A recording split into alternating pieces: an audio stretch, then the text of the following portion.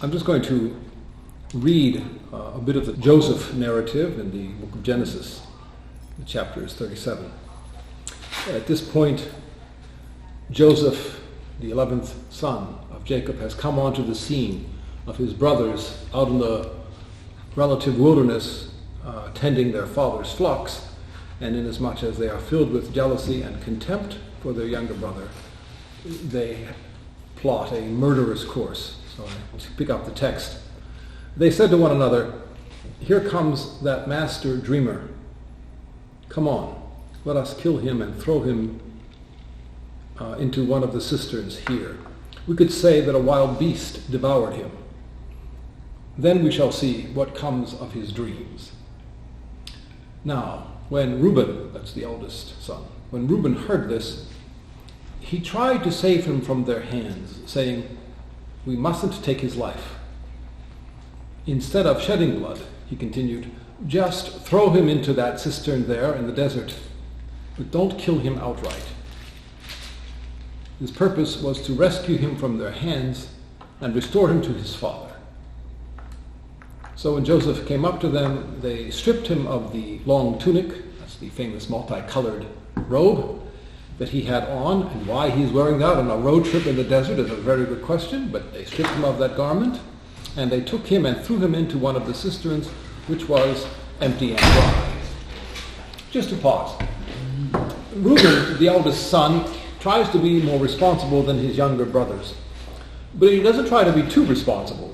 That is, he doesn't actually say, now, brothers, we ought not kill our father's favorite. We ought not kill our younger brother. He doesn't do anything that upright. He's just a little upright. He wants them to vent their murderous rage. He has a feeling that he can't stop them. And maybe he can't. Maybe their murderous rage must run its course. So he figures, if it runs its course, but I save him, I can restore him to his father and he will live indefinitely.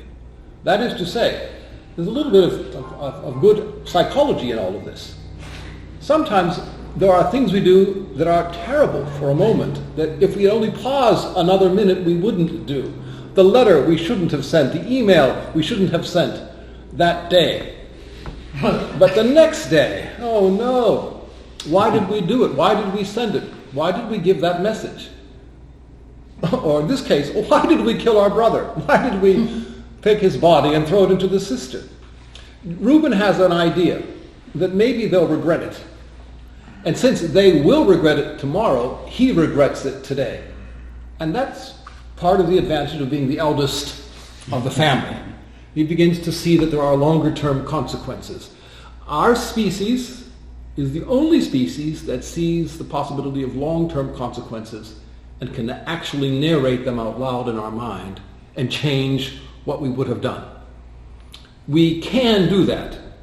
Mostly we don't. What we call maturation across all cultures, across all human cultures, what we call maturation is the ability to narrate a possible future with consequences we didn't anticipate at the moment. And when we narrate that possible future, if it changes what we actually do here and now, we are mature. And we are, by virtue of that same truth, we are immature if we do not narrate that future. Or if we do narrate it, it still doesn't change. You go, nah, I'm still going to kill him. That's immature. That's immature. Reuben gets a kind of a, not 5 stars, or even 4, but he gets a couple of stars here for maturation. He does something here, a little upright. But I suppose the most upright thing would be to persuade his brothers not to be murderous to begin with. And that is not in his purview. And for this reason, we're building a longer-term future trajectory. This is Genesis, so the whole future is still laid out. We're trying to explain to the children of Israel for the next millennia why Reuben, who is the firstborn, isn't the first tribe. And why Reuben, who's the firstborn son, is not the great-great-grandfather of the future king. Why is Reuben somehow not number 1 when he was, by birth order, primogenitor number 1? He was bright, he was mature, but not bright enough, not mature enough. There has to be a further development of character, and we will see that won't happen with Reuben, that'll happen with another of the 12 sons of Jacob.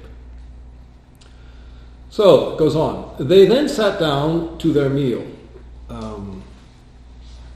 They threw him into the cistern, and then they sat down to their meal. That's a fantastic image of remorselessness. You can actually hear him crying out there, and they're having their meal. Something incredibly immature, morally immature about that. Something pathological. We would say sociopathic. That your own brother is crying out in a well.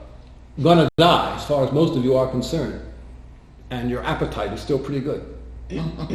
That's a real problem. And that also predicts a lot of the future problems, moral or emotional, spiritual, for the children of Israel in the centuries or millennia to come. But while they were eating, they looked up and they saw a caravan of Ishmaelites coming from Gilead, their camels laden with gum, balm, and resin to be taken down into Egypt. This particular place, Dothan, as described in the book of Genesis, is in fact on the caravan route that goes from the Fertile Crescent into Egypt. It is precisely placed exactly where caravans carried things like gum and balm and resin. Notice it carries delicacies. It carries fine refinements of life. It doesn't carry wheat and grape and olive. In the ancient world, in fact, until almost 10 minutes ago, no country ever traded for essential life goods from another country. That would be regarded as crazy. What if there's a war? What if there's a problem with trade? What if there's a flood? I don't know, the river doesn't run or the ocean's currents change. You can't depend upon long-distance trade for survival goods.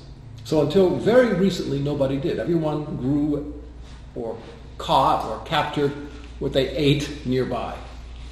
And for that reason, by and large in the ancient world, there weren't large-scale catastrophes in terms of the environment. Even if one or another area had a drought or a flood nearby, people were still able to eat and drink normally. In more recent history, when you actually have interconnected travel ways for essential goods, that we get our strawberries from Chile, and we get our wheat from the far west, and we get our apples from New York, and our grapes from Texas. When there's going to be an economic downturn and somehow all those truck routes are no longer dependable, good luck. That's why it's probably a good idea to have a garden nearby. I recommend them at any time, but more so in our time than any other. So they're carrying goods which are not life-essential goods. Resins, gums, balms, incense, things like this. Judah said to his brothers, "What is to be gained by killing our brother and concealing his blood? Rather, let us sell him to the Ishmaelites instead of doing away with him ourselves. After all, he is our brother, our own flesh." So Judah has plan B. Judah has plan C. The killing of him was plan A. Reuben was plan B. I'll rescue him later. Selling him into slavery is plan C. And the brothers agree. As long as we get rid of him, we don't actually have to shed his blood. They sold Joseph to the Ishmaelites for 20 pieces of silver. So that's the third time the word Ishmaelites were mentioned, and they also did trade in slaves. But notice the next verse. Some Midianite traders passed by, and they pulled Joseph out of the cistern and took him to Egypt. So Bible commentators are scratching their head forever on this question. Why are Midianites? Midianites are close relatives to the Ishmaelites. It could be that one group is a subset of the other. And when it says they pulled him out, it could even mean that the brothers pulled him out of the well and gave him to the Midianites. So it's not clear who the pronoun they refers. But they took him out of the well. He got to the Midianites, and the Midianites took him to Egypt. All of this is a complicated and unnecessarily involved and intricate story, just to say what all of us could remember from the musical Joseph, that he got sold into Egypt by his brothers. All of this, and there are more details, all of these details are difficult to reconcile, and the motives of the individual players are difficult to keep track of. As I say, there's a plan A, a plan B, a plan C. There are Ishmaelites, there are Midianites, etc. Why all of that complex layering? And the answer to that question is not straightforward, it's simply analogous. The answer to that question is, why are all the stories in our lives so similarly complex? When you want to ask why this family fell apart, or that marriage went south, or why the inheritance battle became more costly than the inheritance was worth, or why someone's reputation was ruined by something which was utterly false, or go on and on, why someone lost a job or got a job at someone else's expense, and listen to the stories. Here we are in a little neighborhood, right here. And if you want to see something similar to this, just ask anybody anything about somebody else who's living next door. And pretty soon you get 11 layers of answers, one blatantly contradicting the other. And the more you dig, the more contradictory it gets. It doesn't get better with further research. In science, the more research you do, the answer should be clearer. In social science, the more research you do, the answer becomes muddier. This is a complex, blended family of 11 going on 12 brothers, and nothing is clean and nothing is clear. And it's just too much like life to omit mentioning that this is what's happening here. And the point is that this is like the foundation of what would be called the covenant, or what some people call salvation history, or some people call divine revelation. And anybody should see this is the foundation of whole culture. The Judeo-Christian, the Western culture. It sinks its rock foundation here into this family. What's happening here has consequences that never stop. And so it's very informative to see that what happens here is a lot like what's happening among us. Just that story remains pretty consistent. And that's actually a good testimony. Well, then maybe we are involved in dramatically important things too. Maybe the messes and the ravages of our lives are somehow part of a bigger fabric of meaning, greater consequences and significances than we had hitherto thought. It certainly seems so in this case. Midianites pass by, they pull Joseph out, they take him to Egypt. Now, when Reuben went back to the cistern and saw that Joseph was not in it, he tore his clothes, and returning to his brothers, he exclaimed, "The boy is gone." So apparently Reuben is not present for plan C. He stepped out, he transcended his brethren. I don't know, went out to the flock again, right? Watering the goats, I don't know. The boy is gone. And I, where can I turn? In other words, I'm going to have to give an account. I'm the eldest. He's gone. They took the tunic of Joseph, and after slaughtering a goat, they dipped the tunic in its blood. Why did they slaughter a goat? Because they did wrong. They did wrong. And then they sacrificed an animal, a little penitential. Now, the trouble with this little sacrifice, however, is that they're continuing the wrong as they do it. It's not like they stopped doing wrong, they regretted it, and they went and got Joseph back and gave him a gift and made a goat dinner.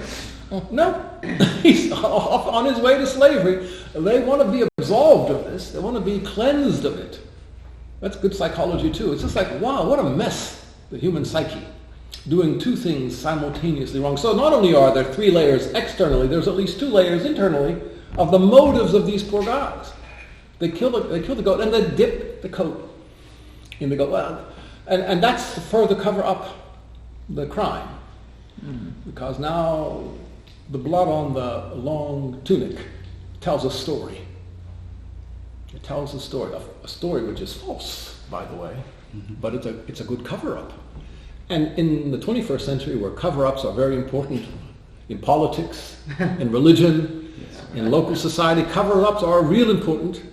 This bloody cover-up, to borrow a British phrase, this bloody cover-up is important also. They're going to make a story out of this. You know how this goes, right? Then they sent someone to bring the long tunic, the bloody tunic, to their father with this message: "We found this. See whether it is your son's tunic or not." Well, of course it's his son's tunic. It's that multicolored one that was so expensive that nobody else had.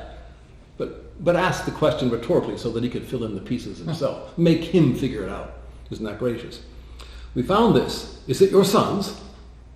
Jacob recognized it and exclaimed, "The tunic of my son. A wild beast has devoured him. Joseph has been torn to pieces." There it is, the narrative. There's the false story. And they knew their father would deduce such a thing.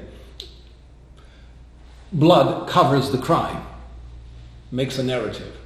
And in a certain sense, that's very much a part of the Semitic worldview. Blood covers things. So when you go all the way to the New Testament and you have the passion and death of Jesus, it's blood covering sin. So there is that level, but even in our time, whether you agreed or disagreed with whatever the last 11 wars were, I don't know, Grenada, Iraq, Iran, I don't even know, Afghanistan, Syria, Lebanon, whatever you agree or disagree, you have to support the troops. That is, you have to, on Memorial Day, on Veterans Day, you have to wave that flag. Because of what? Because of the blood. Because somebody shed blood, for heaven's sake. How can you not wave the flag? And inadvertently, whether you wanted to or not, you supported it, sort of. You made a narrative about veterans and about supporting troops. And that can often be rolled into supporting the national government agenda. Whether you do it or not, I don't know. It's not my business. But I know when blood covers. I know when blood talks. And blood talks. Blood speaks. When you saw your mother or your father working hard at whatever the jobs were, and they wore their hands down to the point where they bled, you knew they meant business about the love they had, because they were bleeding. So blood tells a story. It makes a point. Nothing does. There's no color that so activates the retina of our eyes or the endorphins in our brain, the dopamine. Everything is like pushed to the maximum when we see crimson blood. It generates all sorts of energy, excitement, passion, fear, desire. It tells a story. We tell stories in the sight of blood. Nothing like it. And that's what they wanted Jacob to do when he saw that tunic. What a clashing of blood. I remember the first time I went to a hockey game. And of course, you go to the hockey game because of the fight. Mm-hmm. And there's nothing like the color of blood. Crimson on white blue ice. Ooh, the contrast is so powerful. I was hypnotized. Not only I, the entire arena. There were people screaming. There was electrification. A crowd will be transformed by the sight of it.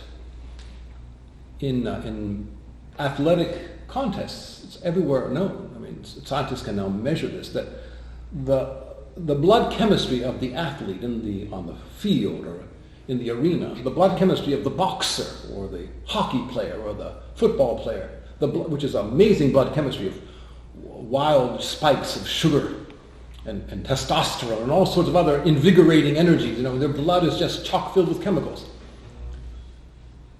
But if they bleed, everyone watching in the stadium has exactly the same blood chemistry in their blood. They are as if they are on the field playing. They're as if they're in the ring boxing. They feel what the player feels when they see the player's blood. There's a symmetry. There's what is called a mimetic mirroring of body chemistries. And don't you know that lots of people who run sports franchises almost want that from time to time. It's not because it covers up all the problems that people are having. Maybe the city is half Republican, maybe half Democrat, maybe the city is half rich and half poor, maybe the city is fraught with all kind of economic problems and there are police scandals and who knows what, real estate collapses. But a little blood on the ice and everyone is brought together for a moment. Blood tells a story. It unites as much as it divides. Sometimes unites much more powerfully for a moment. It tells a story for a moment. And then usually it fades and then you need another bloody sacrifice. And so the temple of Solomon, they had to have these recurring sacrifices because it tells a story, but the story fades. Even the blood on their garment fades. I wonder what became of the garment in the long run. A wild beast has devoured him. Then Jacob rent his clothes, put sackcloth on his loins, and mourned his sons many days. Though his sons and daughters tried to console him, he refused all consolation, saying, "No, I will go down into mourning to my son in the netherworld." Thus the father did lament him. If my son died, I died. I'm dead. And the blood chemistry is the same. And he became, as it were, catatonic. It was what Reuben feared. What will I say? How will I handle this? It was exactly what Reuben anticipated. But after the boy had been sold into slavery, which kind of shows you that being sold into slavery is regarded as 1 degree worse. Better to regard him as dead. By the way, it says his sons and daughters could not console him. He only had one daughter, but the Hebrew word for son, for the plural of children, means sons and daughters. But there's only one daughter to Jacob, Dinah. Another story, another time. Mm-hmm. The Midianites, meanwhile, sold Joseph in Egypt to a man named Potiphar, a courtier of Pharaoh and his chief steward. So, he sold into Egypt, but not into any old plantation. He sold into a chief courtier of the Pharaoh. So he sold high, probably because 20 pieces of silver means he's not yet 20 years old. 17 is about the right age for 20 pieces of silver in the traditional markets of slavery in the second millennia BC. So he's not quite, but he must be in good shape. And we are told, in fact, he's in very good shape, as we shall see. So he is sold to a very high-class slave owner. His name is Potiphar. And then it tells the story of Potiphar one chapter later. I won't talk about chapter 38. This is the end of chapter 37. Chapter 38 in Genesis is an interruption of the Joseph story. It's a story about Judah and Tamar. Tamar would have been the wife of Judah's oldest son, but his oldest son died.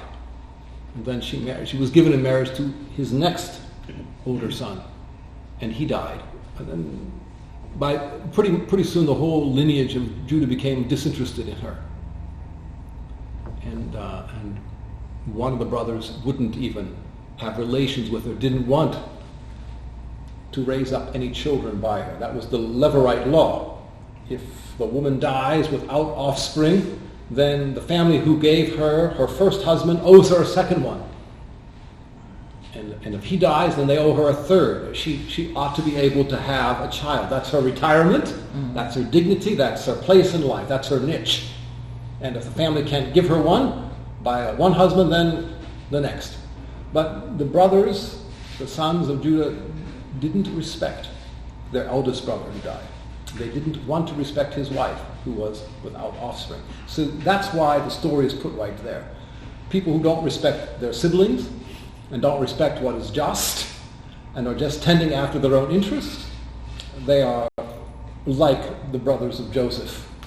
And so that story is placed right. We won't do that story. I'll just mention it there. If you're reading in the text, that was Genesis 38. 39 goes right back into the story. We just stopped. When Joseph was taken down to Egypt, a certain Egyptian, Potiphar, a courtier of Pharaoh and his chief steward, bought him from the Ishmaelites. Notice the Ishmaelites, not the Midianites. They're back to the Ishmaelites. They brought him there. But since the Lord was with him, Joseph got on very well and was assigned to the household of his Egyptian master. When his master saw that the Lord was with him and brought him success in whatever he did, he took a liking to Joseph and made him his personal attendant and put him in charge of his household and entrusted to him all his possessions. From the moment that he put him in charge of his household and all his possessions, the Lord blessed the Egyptian's house for Joseph's sake. In fact, the Lord's blessing was on everything he owned, both inside the house and out. Having left everything he owned in the charge of Joseph, he gave no thought, with Joseph there, to anything but the food he ate. It's a lovely story. Joseph is like, if he were a farmer, the green thumb, right? He was blessed, lucky, fortunate, I don't know. Everything turned out well for him. How could everything turn out well? He was put into a pit, a cistern. His father is grieving him, half dead himself in grief. He was sold into slavery. And yet, in slavery, he ends up in the best possible place. Yes. No matter what wretched place we're in, there's a niche in that place, which isn't as wretched as the place generally speaking is. And it's worth our while to remember that when we're in a place we don't want to be. Well, okay, now that I'm in this place I don't want to be, I don't know, a medical condition, a financial condition, a family situation. I'm in a mess. I really can't change my name and move to Greenland like I fantasized. So what's the best niche to be in the miserable place, generally speaking? And that's where Joseph tends to end up, in the best possible place within. And of course, Potiphar ends up looking a lot like Jacob, who favored Joseph when Joseph was living at home. And this is a pattern which keeps something about Joseph just elicits enthusiastic interest wherever he goes. And I'll tell you, the same thing that makes him hated by his brothers makes him lovable to most everybody else. He knows he's been well favored by God. He knows he's a blessed person. He has a knack, he has a wit, he has a will that's good, intentions which are clean. There's something about Joseph where he is confident that he is lovable. That makes his brothers hate him, and all these older people like him. There's nothing more attractive than someone who is confident about himself. Nothing you want to run away from more than someone who is always begging for affirmation. The person who's rejected is the person who's afraid of being rejected. that person who's afraid of being rejected just bleeds you dry, sucks all the energy out of you, and then you run away from that person. They can't stand that person one more minute. But someone who's radiant with I know I'm lovable, but enough about me, what about you? Ooh, that's a very attractive person. Unless you're that person's brother. Then you're in murderous rage. It's interesting how one drop of chemistry changes from attraction to despising. And in fact, that's how chemistry works. Think about the things we do when we are happy with someone. Well, we smile.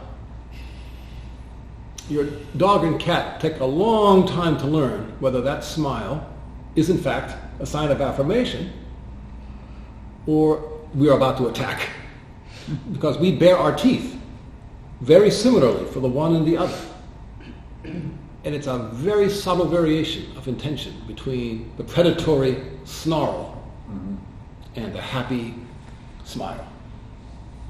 And the chemistry between the two is very similar as well. And emotion by emotion, one drop of chemistry difference turns... Well, there are people, when they're filled with grief, they have to laugh. I've seen this, it's really sad. In a funeral, right? There are people who start laughing. They can't stop. Not because they're amused, but because that's how close laughter is to crying. A drop of chemistry. So, the thing which makes him so lovable to some makes him hateful to some others. And that's the tightrope that Joseph walks all his life. And some people who have charisma, walk that tightrope. It's good to admire them from afar, but let them have the charisma. It's a very intensive, expensive way to live, a high-maintenance kind of life. Now it says, Joseph was strikingly handsome in countenance and body.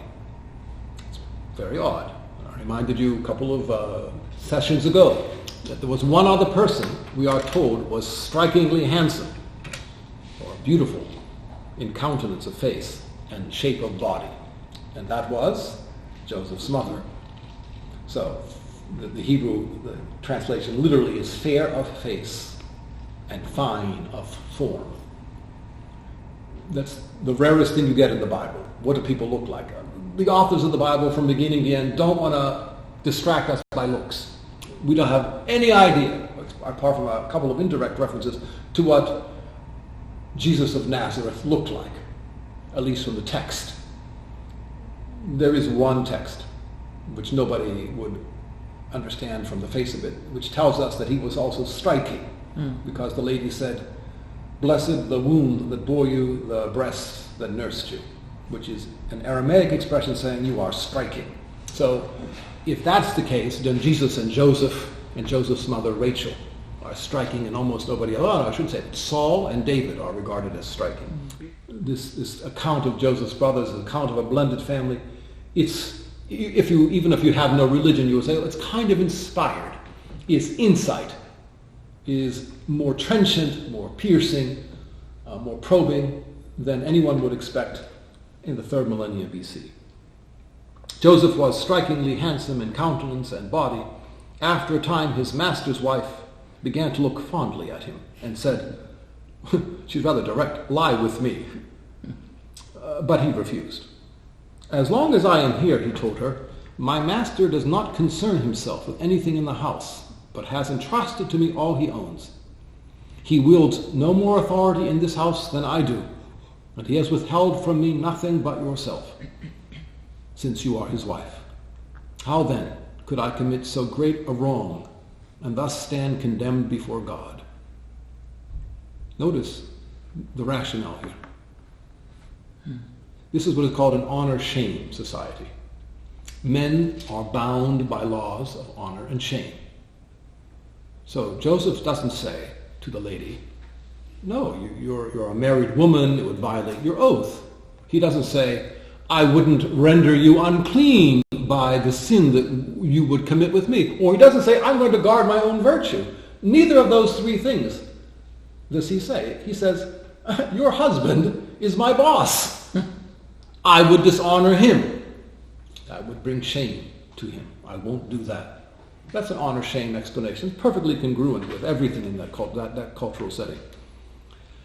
Although she tried to entice him day by day, he would not agree to lie beside her, nor even to stay near her. And that must have made work difficult. You can only imagine day by day how that would unfold, but we are given no detail. One such day, when Joseph came into the house to do his work, and none of the household servants were there in the house, she took hold of him by his cloak, saying, lie with me. So he made a little error here. Since she was after him day by day, he should not have gone into the house, frankly, by himself. That's a good rule of thumb, right? It was news to me. I was in high school and I realized my sisters didn't go anywhere by themselves after dark. It like slowly dawned on me. Why? They were guarding something. They were protecting themselves. You have to be aware of things. Was Joseph that naive? Maybe. He goes into the house. She lays hold of his cloak. Lie with me. But leaving the cloak in her hand, he got away from her and ran outside. This is the second time in the Joseph story that he leaves a cloak outside, right? A cloak is torn away and it tells a story against him. This cloak tells another story. When she saw that he left his cloak in her hand as he fled outside, she screamed for her household servants and told them, look, my husband has brought in a Hebrew slave to make sport of us. He came in here to lie with me. But I cried out as loud as I could. Hashtag me too, right? I cried out as long, and here, when he heard me cry for help, he left his cloak beside me and ran away outside. Men and women both have to watch themselves, right? This is a messy society. She kept the cloak with her until his master came home. What was it? She's like, she wouldn't let go of that cloak. She's going to show that cloak to her husband in her hands. That's her narrative. That's her story. That's a good one. The Hebrew slave, she said to him, whom you brought here, broke in on me to make sport of me. But when I screamed, this is the second time we heard it, he left the cloak beside. As soon as the master heard his wife's story about how his slave had treated her, he became enraged. He has the right body blood chemistry for the cloak that he sees. He seized Joseph and threw him into the jail where the royal prisoners were confined. I wonder if the husband is that naive to believe the wife entirely. Doesn't matter. This is an honor-shame culture. He has been humiliated, either by the servant or by his wife. He has to protect his honor. But even while Joseph was in prison, the Lord remained with Joseph. He showed him kindness by making him the steward of the chief jailer, and making the chief jailer well disposed toward him. The chief jailer put Joseph in charge of all the prisoners in the jail, and everything that had to be done was done under his management. The chief jailer did not concern himself with anything at all that was in Joseph's charge. since the Lord was with him and brought success to all that he did. Once again, the narrative. He's in a bad place, but in that bad place is in the best niche that storytelling can tell, that narratives can open. He's the favorite prisoner in jail. He's the favorite slave. It's a knack he has, and it cannot be just a matter of luck. It must be a matter of his character and what he brings out of the people around him. It's a simple lesson. We must think of it in variations every day. When we are telling stories about our bad luck to people, and we have our little ritual storytelling that we do, like how we were treated badly and how everyone conspired against us, or how we were cheated, or how we were, etc. When we tell our little stories of how things went south, we have to think about it occasionally. Why did all of these bad things happen to me? In particular, me. Could it be that I habitually bring out of people the worst kind of responses, and I get from them the worst kind of treatment? How comes other people deal with the same folk that we must deal with, and they elicit from them entirely different responses? So not at all suggesting that we're guilty of other people's crimes or even of their sins. But I would, of course, everyone must gently recommend it to himself that we are possessing the triggers for the mechanisms which will bring on us trouble, or the mechanisms which will bring on us blessings. Our hands are on the triggers of other people all the time. So even though we didn't load their guns with the bullets, and we didn't make them fire whatever they fired at us, if we push the trigger the wrong way, we have to take a little responsibility for that.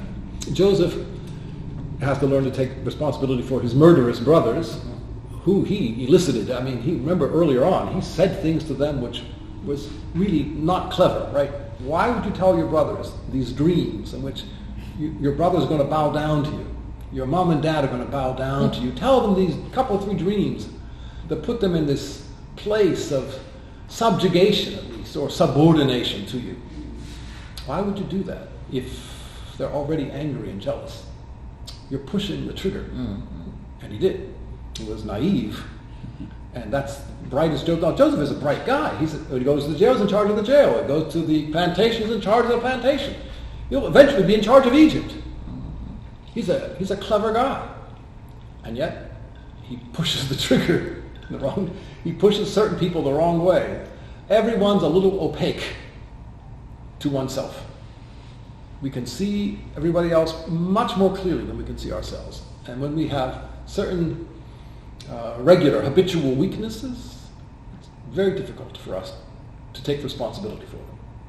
And when people tell us about our habitual weaknesses, those are people we usually decide are not going to be our better friends. We learn to insulate ourselves from those who would tell us, give us clues about what went south. Joseph is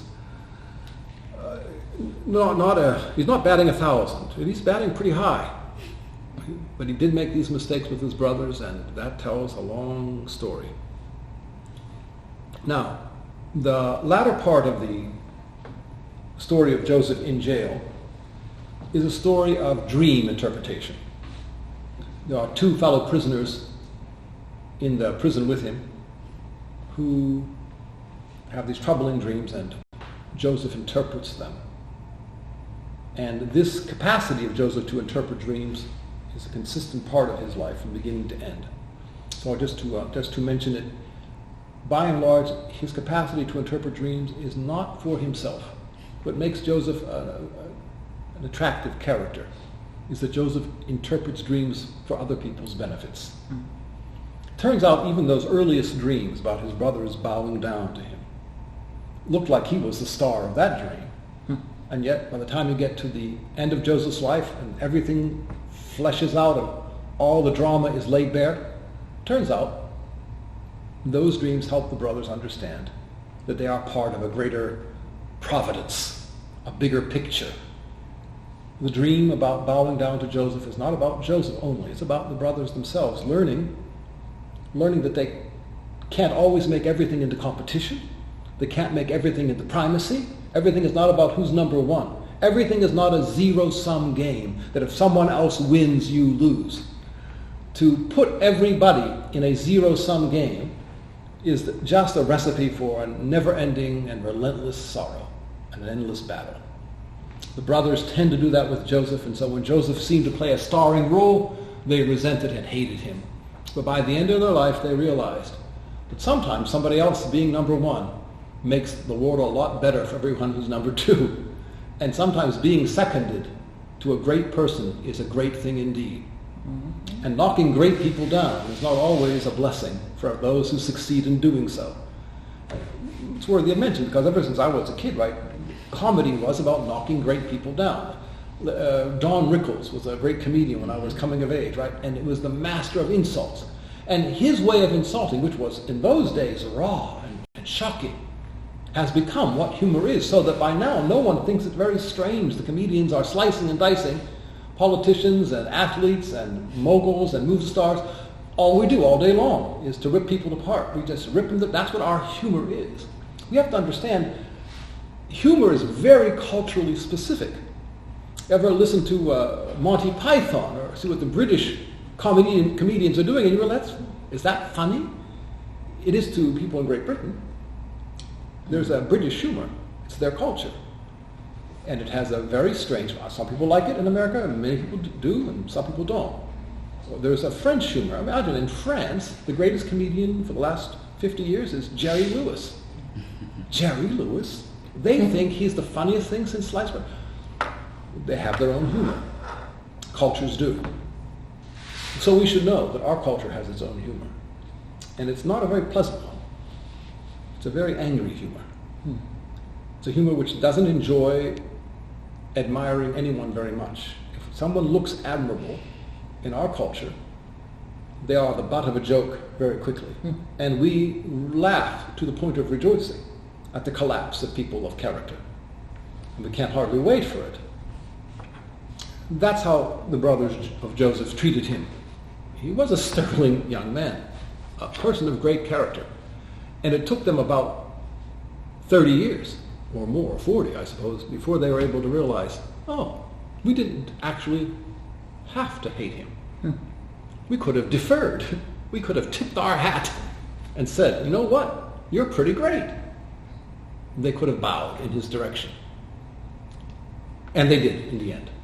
The dream was about them growing up and becoming mature, and not just about Joseph becoming a prince, as they were afraid the dream was about. It was about them all becoming an integrated family. So that is the basic. So I guess we will continue in the next session to discuss the dreams which led to what is called the apotheosis, the rising up of a god, the rising up of Joseph, his capacity to interpret a couple of dreams in a remarkably accurate and insightful way, propel him right from the pit of prison to the right of Pharaoh. And he becomes, as it were, the equal of Pharaoh in all of Egypt. And that sets up the whole story of Israel in Egypt and the Exodus. In fact, the rest of history, from a certain point of view, is a footnote to this story, because the liberation of a people from bondage is the dominant narrative of Judeo-Christian, Greco-Roman, Western civilization. It is the basic story, that people who have been dwelling in prisons and cisterns, people enslaved, are raised up by a dream and by a character here or there who enlightened them and who they learn to admire more than they despise. All right. See you in the next.